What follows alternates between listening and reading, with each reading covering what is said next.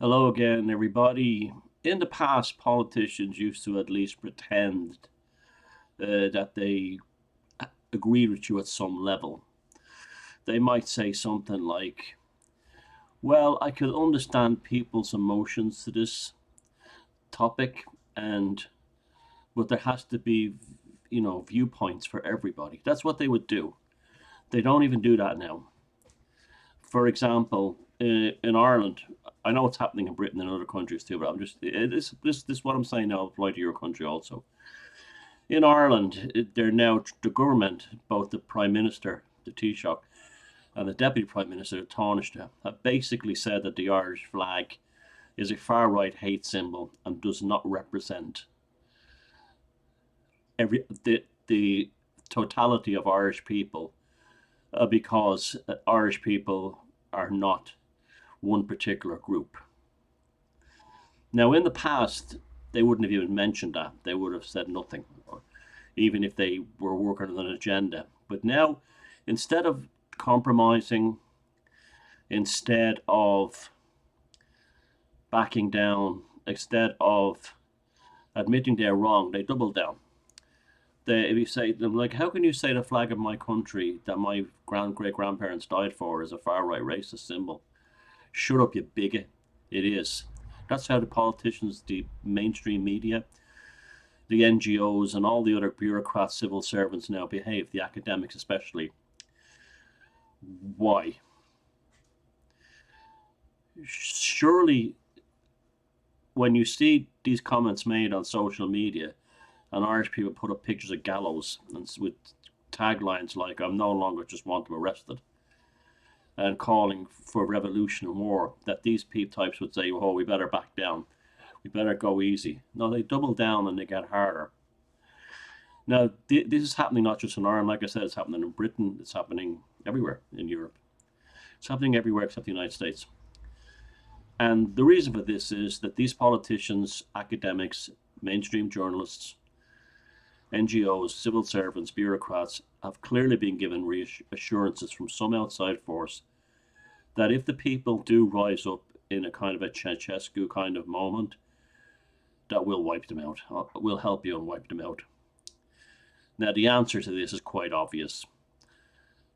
All these military age men in hotels and centres all around Britain and Ireland.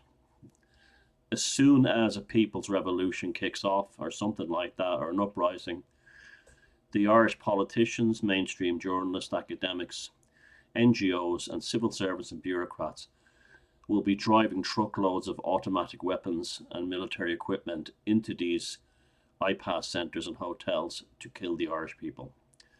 And that's why they're not nervous. They have a security force made up of males from war zones. Many of them have military backing, military training, and know how to use weapons that Irish troops wouldn't know how to use. And not only that, the Irish troops and the British troops will fire on Irish citizens. Don't give yourself don't kid yourself that the British Army wouldn't shoot British troops, or the Irish Army wouldn't shoot Irish troops. They will. They'll do what they're told. They will do what they're told. Don't kid yourself that way. We'll be totally on our own. And if it happened, I had a dream about this about 10 years ago, and it's all seems to be coming true now. And so that's why they're cocky. That's why they're arrogant. That's why they're not compromising. That's why they're doubling down. They know they have assurances and security backup to protect them. Now, we should be very worried about this. We should be very, very worried because they're arrogant and cocky now. The arrest of Graham Lenihan for tweets is just astounding, with armed officers at Heathrow. He's an Irish citizen. He's not even a British citizen. And he made the tweets from the US, and he was arrested by the British authorities. You can't make this stuff up. They're out of control. They're completely fanatical. It goes to it was really COVID that did it. The purpose of the COVID lockdowns was to create a de facto police state that was permanent and would just increase with by it was identifying the little Hitlers in society and giving them power, and they got power, and they're still in power.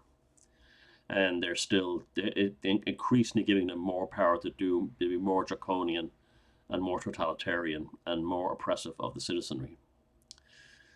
The second part of this is the flag is not the flag of the Irish people, because the Irish people are diverse.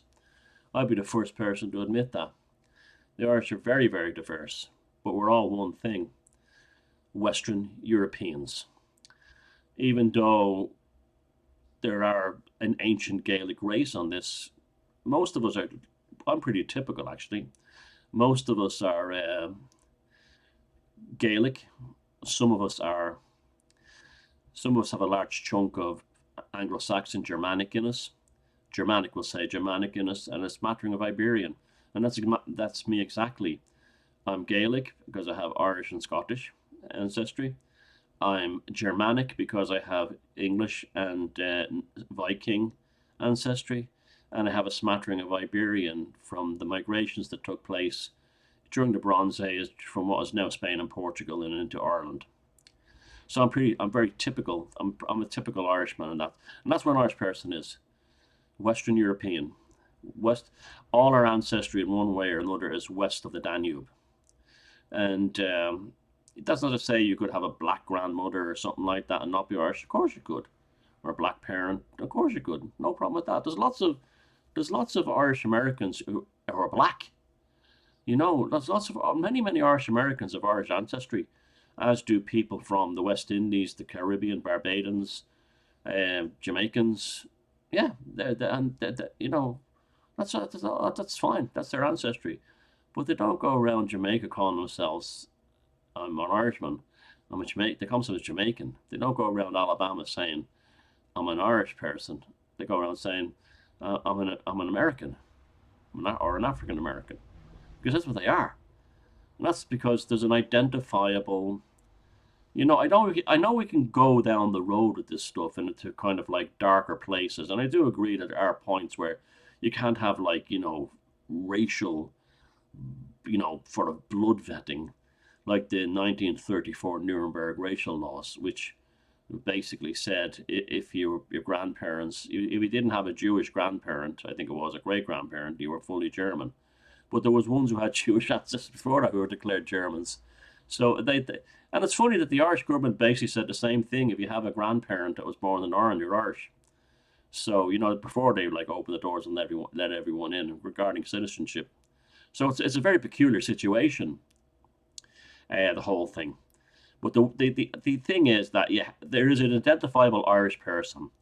They are, you know, I saw a map of Europe recently, and it's true. You cannot get around this. It's the actual truth. It's got Europe divided into four quadrants. The northwest is from, say, the headwaters of the Danube River. From the Danube to the Dan people, the goddess Danu. From the Danube River up into Iceland, Germanic. And that includes what we call Celtic people or Gaelic people, because we have a large Germanic influx into us from the Normans, the Vikings, and the Anglo-Saxons. And then you had Southern Europeans, which was like the south of France, Italy, Iberia. Yep, bang on. Yep, bang on. And then you have the Hellenic people, which is the Greeks and the Macedonians, and, you know, the Sicilians, and that part of the world, perhaps maybe the Bulgarians as well. And then you have, north of that, you'd have the Slavic people.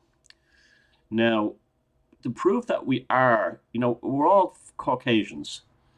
So that's a given to begin with. Our ancestors came from the west, the Caucasian mountains, traveled west, and became what we call the Indo-Europeans. That's us, okay? That's us. Then there was specific groupings, although the Germanic one was incredibly dominant.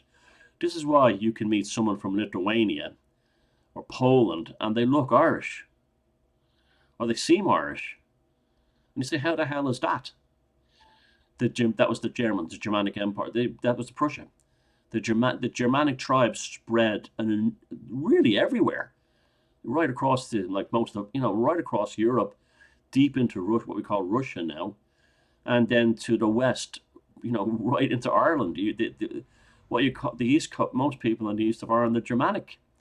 through Vikings and Saxons and the Normans. So that's why we have that Germanic. You'll have people in extreme who are very, very Slavic looking. I've seen them. They don't look like us because that's okay. They're Slavic, just like Hellenic people don't look like us. You meet people in the north of Spain and Portugal who could pass for Irish people. Definitely. The Galicians, absolutely, you could meet them up there. You do see them. And that's because we have a connection to them, a genetic connection.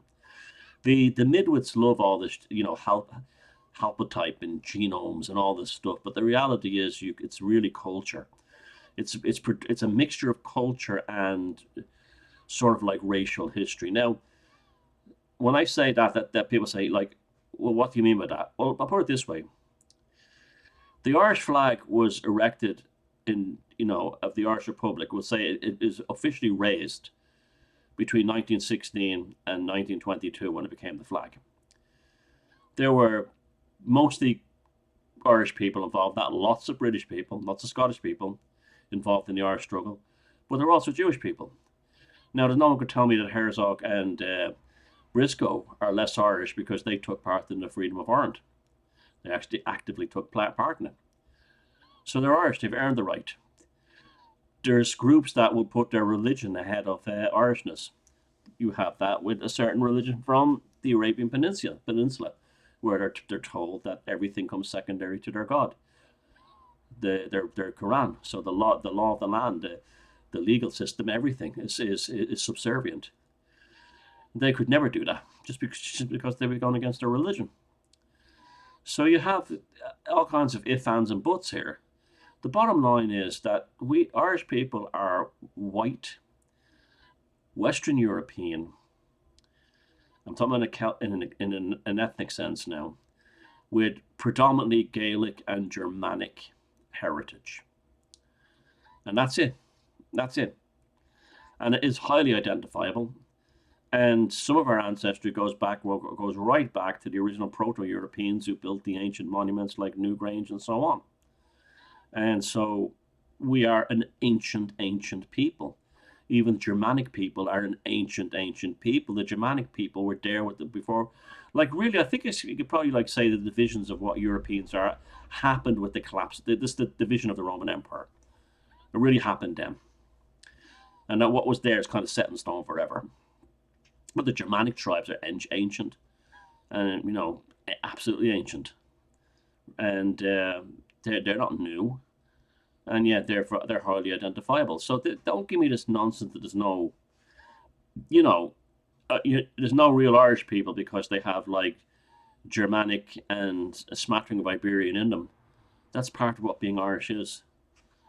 Mostly Gaelic, or predominantly Gaelic, a good chunk of Germanic, and a smattering of Iberian. And that's it. That's an Irish person. End of story.